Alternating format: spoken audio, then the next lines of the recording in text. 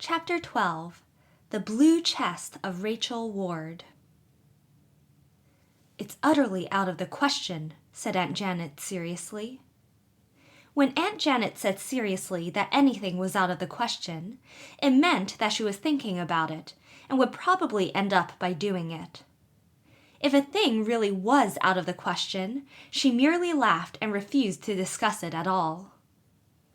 The particular matter in or out of the question that opening day of August was a project which Uncle Edward had recently mooted.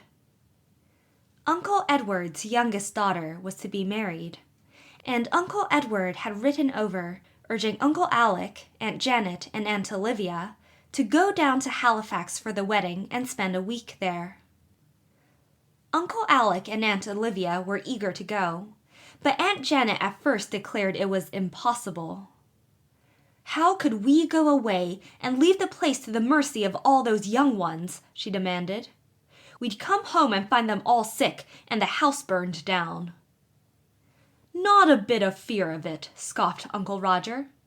"Felicity is as good a housekeeper as you are, and I shall be here to look after them all and keep them from burning the house down. You've been promising Edward for years to visit him, and you'll never have a better chance. The haying is over, and harvest isn't on, and Alec needs a change. He isn't looking well at all." I think it was Uncle Roger's last argument which convinced Aunt Janet. In the end, she decided to go. Uncle Roger's house was to be closed, and he and Peter and the Story Girl were to take up their abode with us. We were all delighted. Felicity, in especial, seemed to be in seventh heaven. To be left in sole charge of a big house, with 3 meals a day to plan and prepare, with poultry and cows and dairy and garden to superintend, apparently furnished forth Felicity's conception of paradise. Of course, we were all to help, but Felicity was to run things, and she gloried in it. The Story Girl was pleased, too. "Felicity is going to give me cooking lessons," she confided to me as we walked in the orchard. "Isn't that fine? It will be easier when there are no grown-ups around to make me nervous and laugh if I make mistakes." Uncle Alec and aunts left on Monday morning. Poor Aunt Janet was full of dismal forebodings, and gave us so many charges and warnings that we did not try to remember any of them. Uncle Alec merely told us to be good and mind what Uncle Roger said. Aunt Olivia laughed at us out of her pansy blue eyes and told us she knew exactly what we felt like and hoped we'd have a gorgeous time. "Mind they go to bed at a decent hour," Aunt Janet called back to Uncle Roger as she drove out of the gate. "And if anything dreadful happens, telegraph us." Then they were really gone, and we were all left to keep house.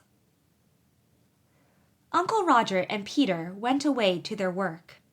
Felicity at once set the preparations for dinner a-going, and allotted to each of us his portion of service. The Story Girl was to prepare the potatoes. Felix and Dan were to pick and shell the peas. Cecily was to attend the fire. I was to peel the turnips. Felicity made our mouths water by announcing that she was going to make a roly-poly jam pudding for dinner. I peeled my turnips on the back porch, put them in their pot, and set them on the stove. Then I was at liberty to watch the others, who had longer jobs. The kitchen was a scene of happy activity. The Story Girl peeled her potatoes, somewhat slowly and awkwardly, for she was not deft at household tasks. Dan and Felix shelled peas and tormented Pat by attaching pods to his ears and tail. Felicity, flushed and serious, measured and stirred skillfully. "I am sitting on a tragedy," said the Story Girl suddenly. Felix and I stared. We were not quite sure what a tragedy was, but we did not think it was an old blue wooden chest such as the Story Girl was undoubtedly sitting on, if eyesight counted for anything. The old chest filled up the corner between the table and the wall.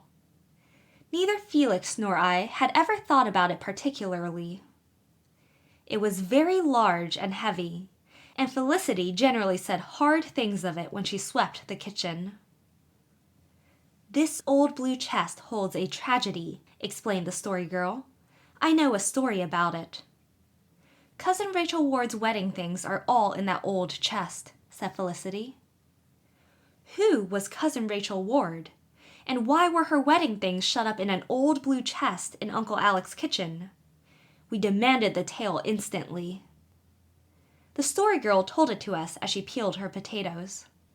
Perhaps the potatoes suffered.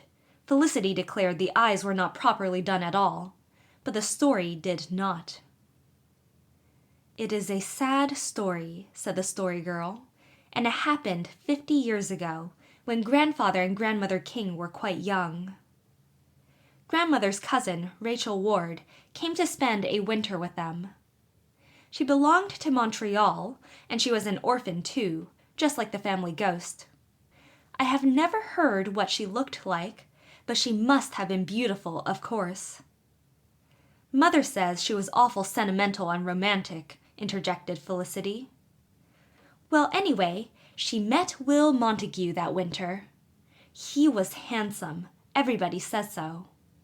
"And an awful flirt," said Felicity. "Felicity, I wish you wouldn't interrupt. It spoils the effect.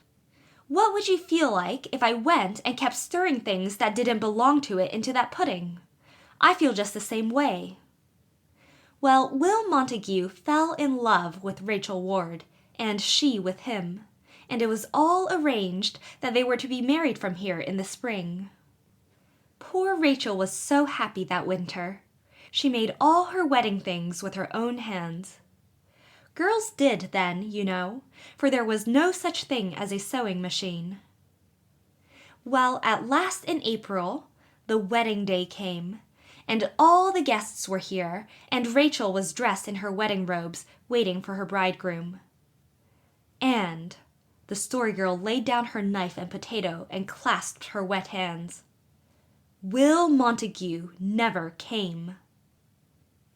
We felt as much of a shock as if we had been one of the expectant guests ourselves. "What happened to him? Was he killed too?" asked Felix. The Story Girl sighed and resumed her work. "No, indeed. I wish he had been. That would have been suitable and romantic. No, it was just something horrid. He had to run away for debt. Fancy! He acted mean right through, Aunt Janet says. He never even sent a word to Rachel, and she never heard from him again." "Pig," said Felix forcibly. "She was broken-hearted, of course. When she found out what had happened, she took all her wedding things and her supply of linen, and some presents that had been given her, and packed them all away in this old blue chest. Then she went away back to Montreal and took the key with her. She never came back to the island again. I suppose she couldn't bear to. And she has lived in Montreal ever since, and never married. She is an old woman now, nearly 75, and this chest has never been opened since." "Mother wrote to Cousin Rachel 10 years ago," said Cecily, "and asked if she might open the chest to see if the moths had gotten into it. There's a crack in the back as big as your finger. Cousin Rachel wrote back that if it wasn't for one thing that was in the trunk, she would ask Mother to open the chest and dispose of the things as she liked. But she could not bear that anyone but herself should see or touch that one thing. So she wanted it left as it was. Ma says she washed her hands of it, moths or no moths. She said if Cousin Rachel had to move that chest every time the floor had to be scrubbed, it would cure her of her sentimental nonsense. But I think," concluded Cecily, "that I would feel just like Cousin Rachel in her place." "What was the thing she couldn't bear anyone to see?" I asked. "Ma thinks it was her wedding dress, but Father says he believes it was Will Montague's picture," said Felicity. "He saw her put it in. Father knows some of the things that are in the chest. He was 10 years old and he saw her pack it. There's a white muslin wedding dress and a veil and, uh... Felicity dropped her eyes and blushed painfully. A petticoat, embroidered by hand from hem to belt, said the Story Girl calmly. And a china fruit basket with an apple on the handle, went on Felicity, much relieved. And a tea set and a blue candlestick. I'd dearly love to see all the things that are in it, said the Story Girl. Pa says it must never be opened without Cousin Rachel's permission, said Cecily. Felix and I looked at the chest reverently. It had taken on a new significance in our eyes, and seemed like a tomb wherein lay buried some dead romance of the vanished years. What happened to Will Montague? I asked. Nothing, said the Story Girl viciously. He just went on living and flourishing. He patched up matters with his creditors after a while, and came back to the island. And in the end he married a real nice girl with money, and was very happy. Did you ever hear of anything so unjust? Beverly King, suddenly cried Felicity, who had been peering into a pot. You've gone and put the turnips on to boil whole, just like potatoes. Wasn't that right? I cried, in an agony of shame. Right? But Felicity had already whisked the turnips out and was slicing them, while all the others were laughing at me. I had added a tradition on my own account to the family archives. Uncle Roger roared when he heard it, and he roared again at night over Peter's account of Felix attempting to milk a cow. Felix had previously acquired the knack of extracting milk from the udder, but he had never before tried to milk a whole cow. He did not get on well. The cow tramped on his foot and finally upset the bucket. What are you to do when a cow won't stand straight? Spluttered Felix angrily. That's the question, said Uncle Roger, shaking his head gravely. Uncle Roger's laughter was hard to bear, but his gravity was harder. Meanwhile, in the pantry, the Story Girl, apron enshrouded, was being initiated into the mysteries of bread making. Under Felicity's eyes she set the bread, and on the morrow she was to bake it. The first thing you must do in the morning is knead it well, said Felicity, and the earlier it's done the better, because it's such a warm night. With that we went to bed, and slept as soundly as if tragedies of blue chests and turnips and crooked cows had no place in the scheme of things at all.